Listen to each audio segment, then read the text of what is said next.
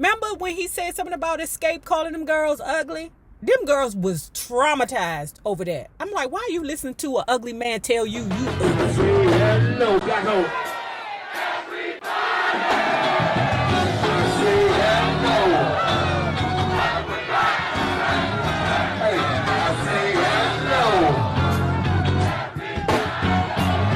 See this brother win, man. Hey, look, what is your win, babe? What is your win, babe? What is your win, babe? If you have not already done so, please remember to like, share to Facebook, subscribe, and visit uptopbeauty.com. And if you are not already a part of our book club, please hit the Patreon link below and or the join button here on the YouTube. And for a small monthly fee of $5, you babies, yes you, can be privy to all the shenanigans before the YouTube gets it, if the YouTube gets it. Now, let's continue talking about Mariah. As much as I loved Honey, my only major disappointment was that Biggie, the notorious B.I.G., never made it into the remix. Puffy and I had talked about bringing to Honey a similar blend of my raspy, silky vocal texture with the kind of grit and flow ODB brought to the remix of Fantasy. I had never met Biggie, but there was a running story that I had beef with him because of his song Dreams of Fucking an R&B Bitch. Child, I don't even know why people even took that song serious. Remember when he said something about Escape calling them girls ugly? Them girls was traumatized over that. I'm like, why are you listening to an ugly man tell you ugly? Don't get me wrong, because back in the day, Biggie was my man. You know, you had those Tupac girls and you had those Biggie girls. Yeah, I liked the way Tupac looked better, but it's something about that Biggie that I would have, you know, dealt with him before I would even consider a Tupac. I don't know why. I don't know why. He was fat, black, and greasy, y'all. But for some reason, I would have been with him before I would have Tupac, right? He fucked Lil' Kim up. I mean, mentally. And it was because Lil' Kim, she was an old cute girl. She let her guard down to let this big, black, greasy, googly-eyed mother hunchy, crawl on top of her, right? She lessening her standards to be with him. He made her, so now she feels indebted to him even after his marriage and his death. And now she's still trying to be the woman that she believes Biggie really wanted. I'm telling you, if you come from that era of the 80s and 90s and stuff, it's something about how bad, if you're not strong enough, that if you're not light-skinned or red bone, that shit will get in your head and make you feel like you less of a person because you're not light-skinned. I'm telling you, it's something that era did to you, okay? And coming from a family where the majority of people was light-skinned, child, it ain't bother me, though, because I just was like, man, I'm me. I'm brown-skinned. I ain't dark or light-skinned. I'm just me. I mean, if you want to hear it go. By the time I got in college, so many people was telling me that I was pretty that I just was like, do you know I'm not red? Do you know I'm not light-skinned? And you still think I'm pretty? Okay. The song goes, Jasmine Guy was fly. Mariah Carey's kind of scary. Wait a minute. What about my honey Mary? Mariah Carey, you are kind of scary. Oh, I wonder if Tommy Mozzarella Sticks sent his henchmen over there to check B.I.G. Doubt it. He's supposed to be so big and bad, but I know he ain't go around there and look Biggie in his googly eye and tell him, you better leave my wife alone. Doubt it. Or my ex-wife alone. Doubt it. I was kind of scary. What does that mean? Fuck him. If he only knew some of the scary shit I'd actually been through. Puffy called him one day while we were working in the studio and put me on the phone in true Biggie form. Half pimp, half preacher. He said, nah, ma, no disrespect. Assuring me the song was all in fun. So things were cool between us. No, it couldn't have been all in fun because you messed them Escape girls up. So much so that Tiny still getting shit done to her face. You hear me? I don't think they were ugly. I just think that they just had that regular girl around the way look. I don't think none of them girls were ugly. They were just regular. And I'm like, how you gonna listen to a man that mess with Faith? Okay, Faith is a beautiful girl. She got a beautiful face, but man, that body is like a loaf of bread. I'm sorry, I said it. Faith. Soon as I get home, I'll make it up to you. Jay, taking it back to Stevie J. Didn't I tell you anything he worked with, he got the touch? Like the goddamn what's her name? You know, she just will not come out and say anything, but we know anything she touched. Why can I remember? What's her name? The how girl. We just said her name. Missy Elliott. I got a new lawyer. Someone outside of Tommy's circle of power. I had her draw up the papers. Tommy signed and I boarded a jet to the Dominican Republic where mutual consent divorces for the foreigners are processed with the quickness.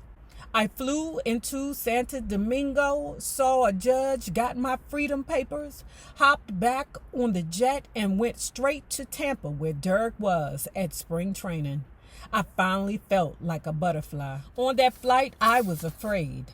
I was incredibly vulnerable and raw. I'd closed and opened a door. I knew I had so much life and work ahead at that time. I thought that life would include being happily ever after with Dirk J. My romantic life up until then had been so grim. Why not believe in a fairy tale? I couldn't wait to fall into his arms with divorce papers in hand. Finally. Neither of us had wanted to cheapen our romance by cheating on my marriage. I know plenty of women would have had sex on that roof in the rain or in the villa on the beach. I would have been justified. They were such seductive situations and my miserable marriage was in ruins at best. But it wouldn't have been right. I wanted to wait until it was right. I'd waited all my life to really desire a man. It was worth waiting for it to be how I wanted it to be. I had this plan, he told me. I was going to come to New York. I was going to get on the Yankees. I was going to meet you, and I was going to steal you from Tony Sony, his name for Tommy. And then we were going to get married. My grin was a mile wide. Okay, I like that plan. Only he didn't steal me from Tommy. I liberated myself. Girl. You can put a piece of sugar on this shit right here, but no. Dirk stole you from Tommy. Dirk was the catalyst to which you got the spirit to want to get yourself together and get the hell away from him. Because if Dirk wouldn't have come along, I don't know if you would have still stayed in that miserable marriage. I question it. To me, you needed something else to grab onto to pull you up and out. To me, what do y'all think? There was nothing salacious about my relationship with Dirk. Bullshit. Did you read the part that you wrote in this book about the roof, girl? Did you read the part about y'all sucking face out there in the rain on the roof? There was nothing salacious about my relationship with Dirk.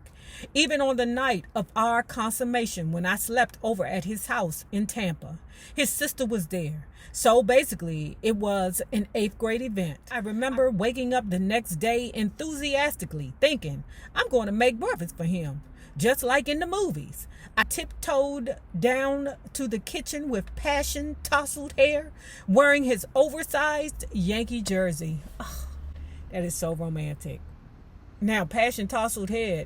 I mean that's Mariah Carey hair, because I'm like I would have a scarf on my head because I don't care how passionate we are. I'm not about to fuck up my head. I looked in the refrigerator to find 3 lonely eggs and not much else. His sister found her in the kitchen. Luckily, Mariah Carey and the sister got along pretty good. Girl, what sister would not want to get along with you, girl? I mean, you're the Mariah Carey. I'll be your friend. Tampa was only a weekend wonderland, and I had to return to New York and Butterfly. I had to prepare for the tour, which would be my most extensive to date. A couple of my girlfriends who were excited to celebrate my emancipation from my marriage to Tommy Mozzarella Sticks came to meet me, and we all flew back to New York City on a jet. It was difficult to leave what seemed like a dream, but I was also anxious to get back to work. Dirk gave me a little gold ankle bracelet and a giant stuffed puppy dog as going away presents. I only had whatever short skirt outfit I had worn to the Dominican Republic, so he gave me one of his sweatsuits to wear on the plane. Dirk was only the second person I had slept with ever. Coincidentally, his number was 2 on the Yankees.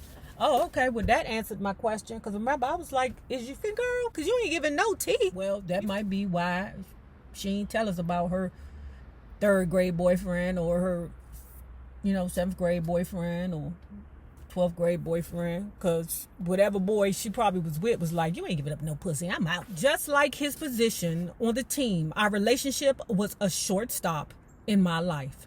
It was a very critical transition for me, and maybe a dream come true, or maybe an accomplishment for him. I don't know. Very soon it became clear we weren't meant for the long run. Yeah, because you are Aries and he is a Cancer. They can't take that abuse. Let me tell you something. Aries make problems when there are none. I love you, Aries.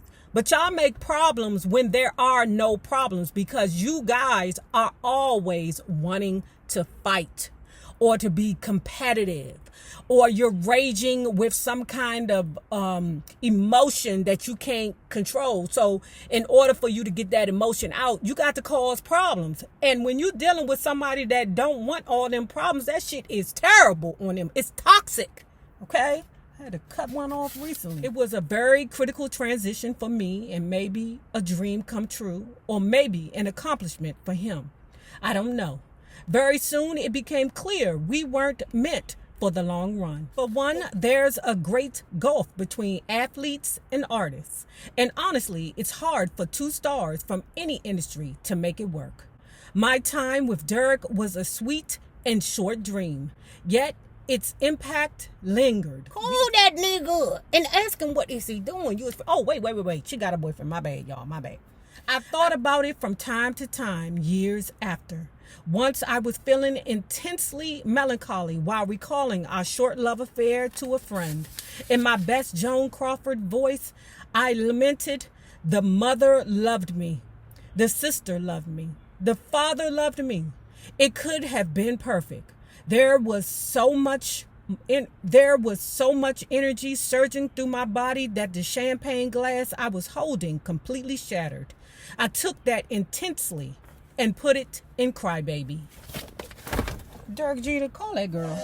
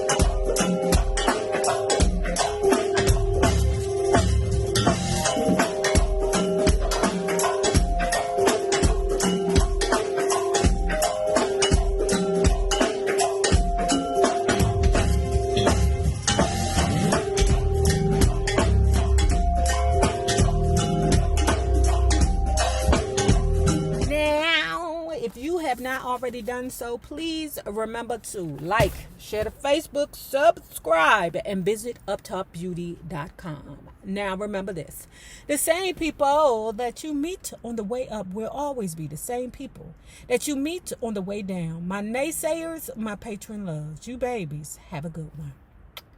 Peace.